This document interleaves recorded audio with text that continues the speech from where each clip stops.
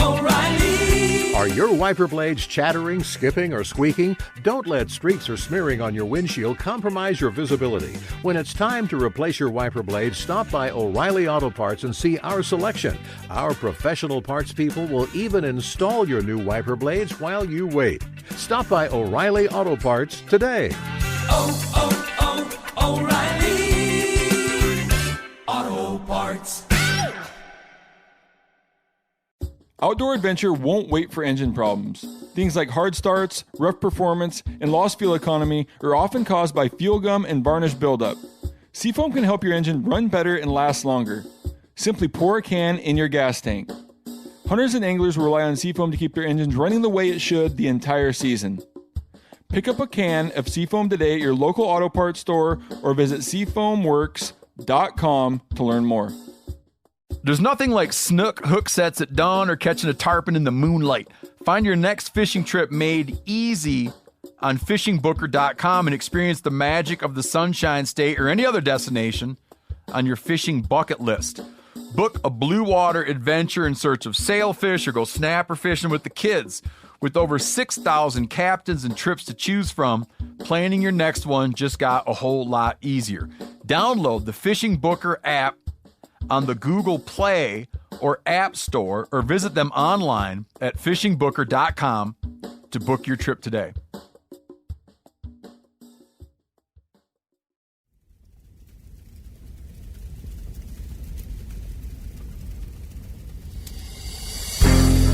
As a guide and hunter, I've spent thousands of days in the field. This show is about translating my hard-won experiences into tips and tactics that'll get you closer to your ultimate goal, success in the field. I'm Remy Warren. This is Cutting the Distance. This podcast is presented by Yeti, built for the wild. Stalking game animals with either a rifle or a bow can be difficult.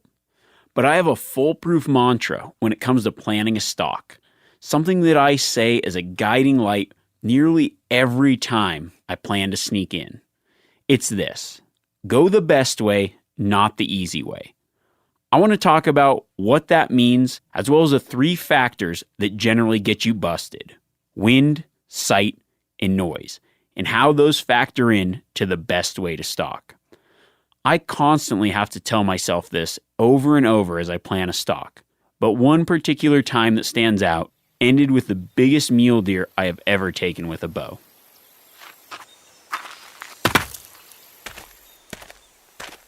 Everybody loves a big buck story, and this is my biggest buck story that I've got. Now, I drew a limited entry tag in Montana and had heard rumors of a big buck in a particular area. I ended up getting permission on this block management area, which is private land where they allow public access.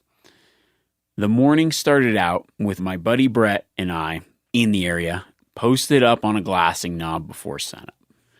Now, we're working into the wind, and as the sun's coming up, we sit there. Just like most mornings, the sun starts to come up, you get a chill in the air. It just felt like a good day.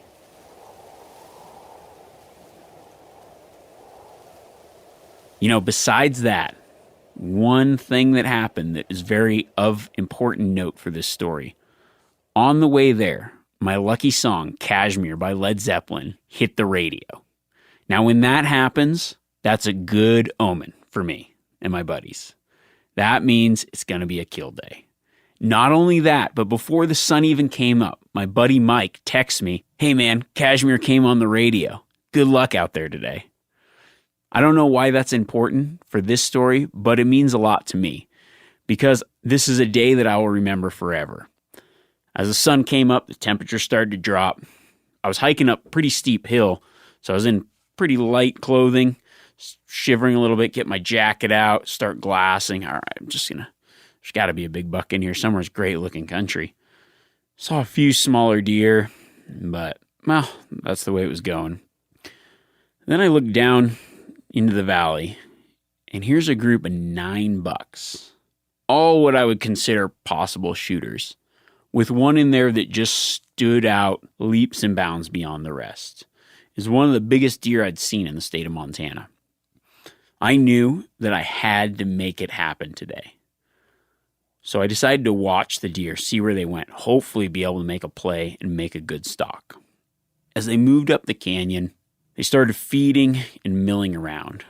My first initial thought was, God, it'd be easy to drop down and pop up that ridge right behind them and then trail them up. The trouble was, I knew that the wind, in order to get to that spot, there was a slight chance that it would give me away. I had to tell myself in my head, go the best way, not the easy way.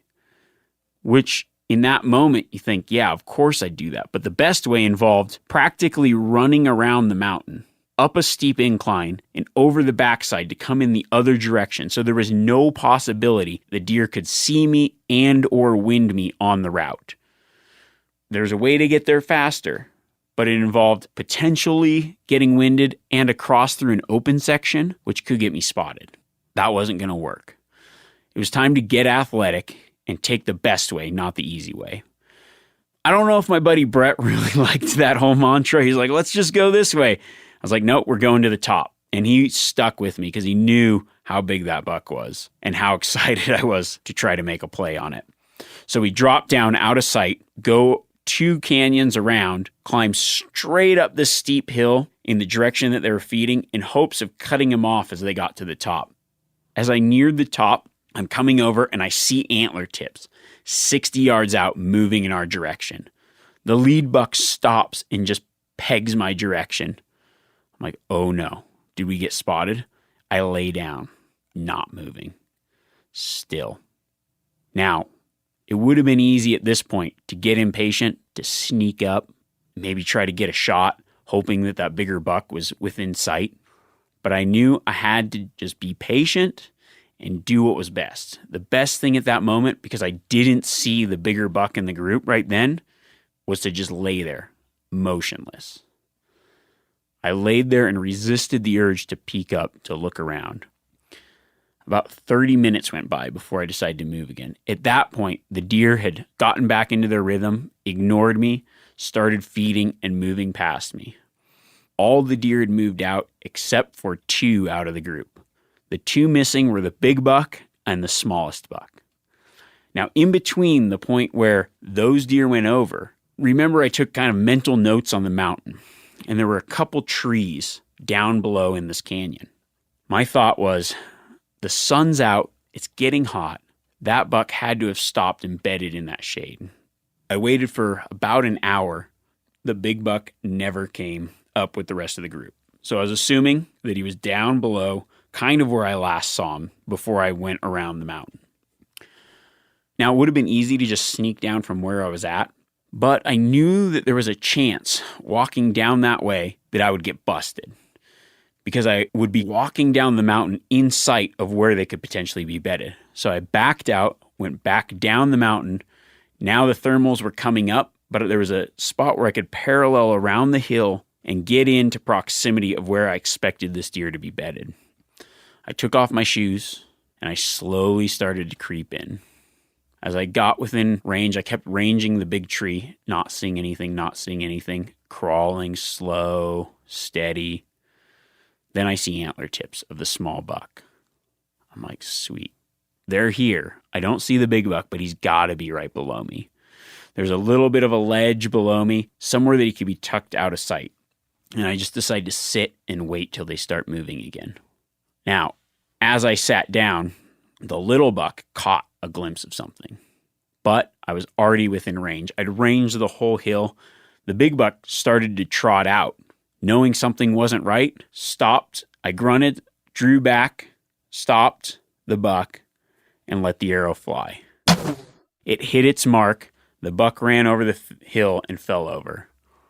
When I walked up on that deer, I was pretty much in disbelief. It was one of the biggest deer I'd ever laid my hands on. Now, there was a lot of things that could have gone wrong in that stalk. It was extremely open country. A lot of chances for those deer to spot me beforehand and blow out way ahead of time. A lot of chances with the way the winds were swirling to wind me. But every time I made a decision, I said, go the best way, not the easy way. There were so many ways that would have just been easier or faster to go. But in the long run, it ended up working out just right. and I got the buck of my dreams. O'Reilly Auto Parts are in the business of keeping your car on the road. O'Reilly Auto Parts offer friendly, helpful service and the parts knowledge you need for all your maintenance and repairs. If you're confused about what part you need, like what wipers are going to be the best, what replacement headlights are going to be the best, go into O'Reilly and talk to the people that work there because they're great and they're super friendly and they'll get you squared away where you walk out knowing you got the right thing. They've got thousands of parts and accessories in stock, either in-store or online, so you never have to worry if you're in a jam. Do you need your windshield wipers replaced? You need a brake light fixed? You need some quick service? They'll help you find the right part or point you to the nearest local repair shop for help.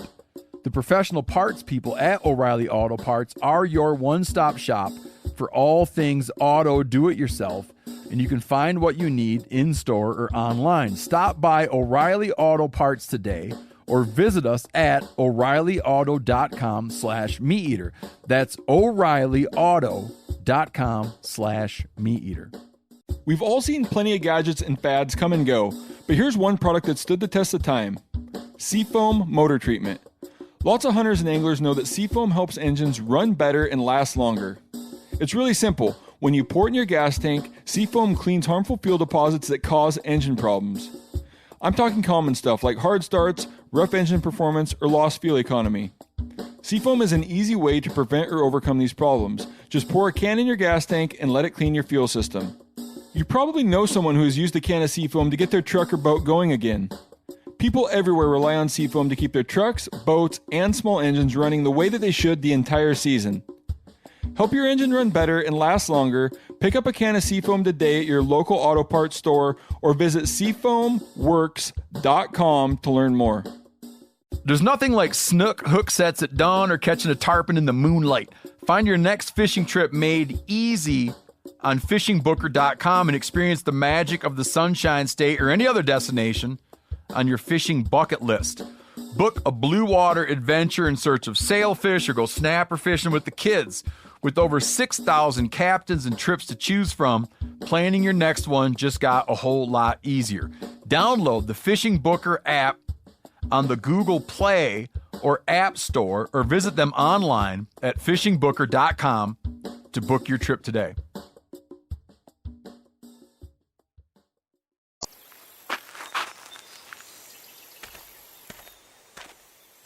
Now, when I say go the best way, not the easy way, what's that even mean? When you're thinking about a potential stock, there's always these little outs, little ways to go a direction that will probably get you there, but something's just a little bit wrong. The best way is the way with the least amount of possible ways to get busted, okay? So if you have all your options laid out on the table right in front of you, you have to pick the option that has the least potential to send that animal running. And that oftentimes, I've found statistically over the years, the best way is often the most physical or longest way possible. It's the way that kind of seems in your mind, I don't really feel like doing that. That's because there's an element in choosing the best route, not based on what's the easiest. You have to pick it based on what is the most likely to get you in position without hitting the 3 get busted factors. Those 3 get busted factors are the wind, being spotted, and being heard. Those are the 3 things that you need to take into account when planning your stock. And then you pick the option that always lends you to get within range without the deer ever potentially being aware of your presence. Okay? So let's break down those 3 factors. We'll start with wind. Wind is the one thing that might be invisible, but you can never get away with it. Once an animal smells you, they are blowing out. I always consider that as the most important thing to avoid, getting winded. Now, you have to first account for what's the prevailing wind doing. When you're on a spot and stock hunt, no amount of scent control solution will prevent that animal from smelling you. The only thing that will work is using the wind in your favor. And that means putting the animal upwind of you, so your scent does not ever have the potential to reach it. Now, there's so many stalks where you start thinking about the other factors, sight and sound. You think, oh, I got to get around behind him because there's that tree. He won't be able to see me. And I walk in, but yeah, I'm 600 yards out and my wind's kind of going that direction. In order to get the wind right, I'd have to drop all the way around this mountain, down that canyon, and then up the other side. I'll just try going this route. It's a little bit quicker to get out of sight. The trouble is Murphy's Law. You think it probably won't happen, but it majority of the time will happen. He's going to wind you. He'll be aware of your presence. You're putting yourself in that category where he has the chance to know you're there before you want him to. The whole key is you don't want him to know you're there, ever. You want to make your shot before that animal really realizes you're there. Other things to consider when you're talking about wind, you can't just think about which way is the prevailing wind going, but you also have to think about, will the wind or thermals change as time goes on? Is it early in the morning? Are those thermals still rising? Then the prevailing wind will kick in and shift. Is it close to the evening? Are you making a stalk near the end of the day? Are the thermals going to shift and start going downhill once it starts to get shaded on that animal? So you have to think about the wind where you're at, plus future or potential actions, and give yourself a timeline of how long it'll take to get there, as well as, okay, is this stalk going to work in the amount of time that I have? If you're planning on getting above him, but you think, well, the thermals are going to shift, I'm going to run out of time, you might need to rethink your plan and get into a spot that if the thermals do change, you're still going to be okay. All of this planning is continually thinking, what's the best option? What's the option that gives me the least amount of chance to get busted? Next, we'll talk about sight. This is one where you can get away with a little bit, but it's the easiest one to see visually. As long as you keep that animal's eyes to where it's blocked, its vision's blocked from where you are, it can't see you. That's something to think about. Just because you can see its body, you want to keep its head or its eyesight from even being able to slightly pick you up. Now, I tend to go overboard because what I like to look for is what I call a blind approach, where I can get to within range, whether it's a rifle, a bow, whatever, wherever I plan to get within range and make my shot from, I want to be out of sight all the way through that point. Let's say you're 600-700 yards out and you got to cross this big open. I would rather drop down and walk an extra half a mile, quarter mile, or go up a steeper section to get around the backside where I know I'll be out of sight, or I can keep popping over and checking in on him on the way, but using all my travel out of sight because I know that there's no potential to get busted before I get within range. Now, that's not always possible depending on the scenario, but if you can't, then you need to keep his eyes away from where he can look and see you. You also have to remember that a lot of animals you'll be stalking have a lot better peripheral vision than we do. They can see behind their head a lot better than you might give them credit for. Take an antelope, for instance. It can see all but maybe 45 degrees directly behind its head. So their eyesight is the second most important factor that you need to consider. Now, the third thing, sound. So noise is a factor that you can control while on the stalk based on your speed and the type of approach. Earlier, we talked about in an earlier podcast, and if you haven't listened to it, go back and find it, the shoes off situation. It talks about moving in stealthily, right? Now, moving fast creates a certain amount of noise. Slowing it down creates less noise. Before you even stalk in, look at what's around that animal. A lot of times, say mule deer, they'll bed in areas that lend themselves to be noisy, where they can add that audio cue to danger. So if there's a shale slide behind the animal, one, that's going to be exposed, two, it's going to be loud.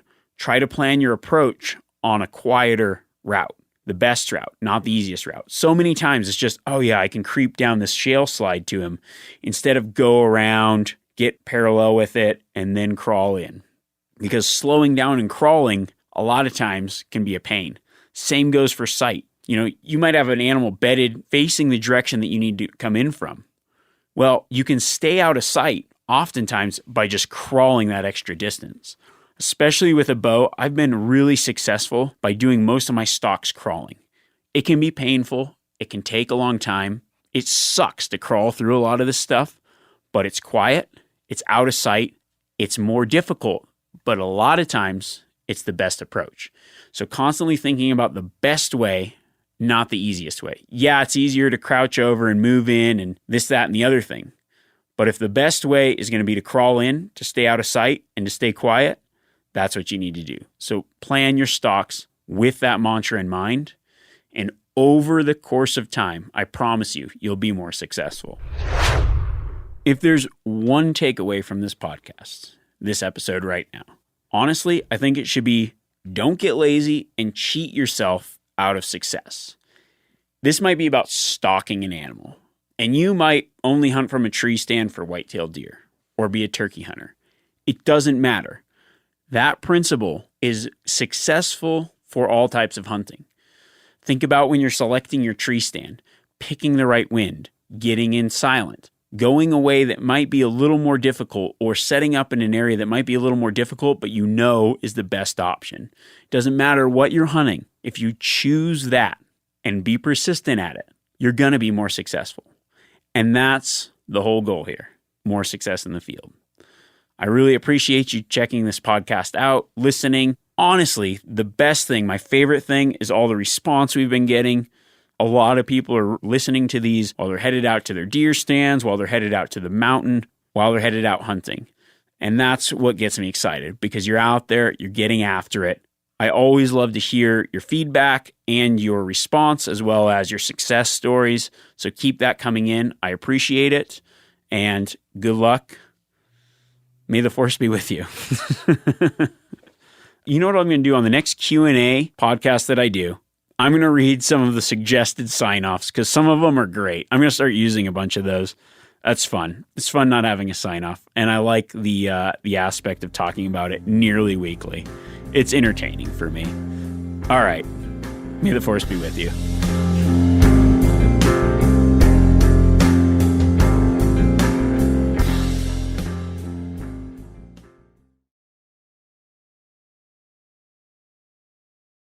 Outdoor adventure won't wait for engine problems. Things like hard starts, rough performance, and lost fuel economy are often caused by fuel gum and varnish buildup. Seafoam can help your engine run better and last longer. Simply pour a can in your gas tank.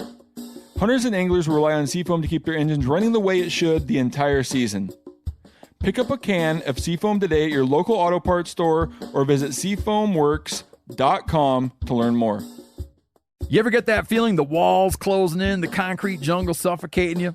You crave some wide open spaces, the chance to connect with nature, maybe in a spot all your own. Well, head over to land.com. They've got ranches, forests, mountains, streams, you name it. Search by acreage. You can search by location. You can search by the kind of hunting and fishing you're dreaming of. Land.com. It is where the adventure begins.